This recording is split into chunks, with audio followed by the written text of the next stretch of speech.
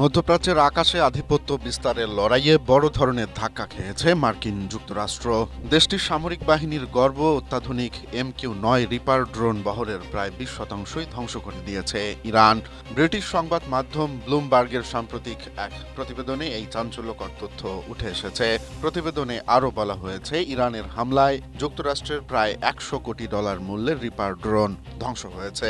এর মধ্যে বেশ কিছু ড্রোন আকাশে ওড়ার সময় নিখুঁত নিশানা করে ভূপাতিত করেছে ইরান, আবার কিছু ড্রোন উপসাগরীয় অঞ্চলে মার্কিন সামরিক ঘাঁটিতে থাকা অবস্থাতেই মাটিতে গুঁড়িয়ে দেওয়া হয়েছে। MQ-9 রিপার মূলত নজরদারির কাজে ব্যবহার করা হলেও এটি হেলফায়ার ক্ষেপণাস্ত্র এবং গাইডেড বোমা বহন করতে সক্ষম। বিশেষজ্ঞদের মতে, যুদ্ধ চলাকালে যুক্তরাষ্ট্র প্রায় 30টি পর্যন্ত রিপার ড্রোন হারাতে পারে। ড্রোনের এই বিশাল ক্ষয়ক্ষতির কারণে মার্কিন যুদ্ধ ব্যয় হু হু করে বাড়ছে। পেন্টাগনের হিসাব অনুযায়ী মে মাস পর্যন্ত যুক্তরাষ্ট্রের যুদ্ধ ব্যয় দাঁড়িয়েছে প্রায় $29 বিলিয়ন। মার্কিন প্রেসিডেন্ট ডোনাল্ড ট্রাম্প দাবি করেছিলেন যে ইরানের প্রতিরক্ষা ব্যবস্থা নাকি সম্পূর্ণ ধ্বংস করে দেওয়া হয়েছে, কিন্তু বর্তমান পরিস্থিতি বলছে ভিন্ন কথা।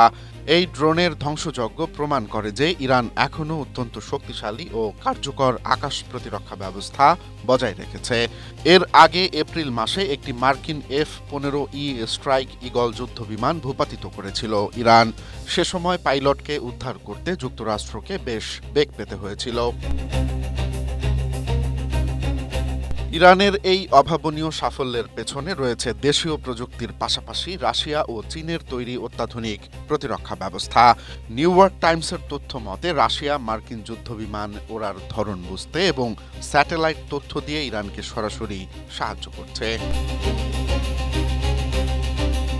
যুক্তরাষ্ট্রের পরিকল্পনা ছিল এই ড্রোনগুলো ধীরে ধীরে সামরিক খাত থেকে সরিয়ে নেয়ার, কিন্তু বর্তমান যুদ্ধ পরিস্থিতি ওয়াশিংটনকে নতুন করে ভাবাচ্ছে।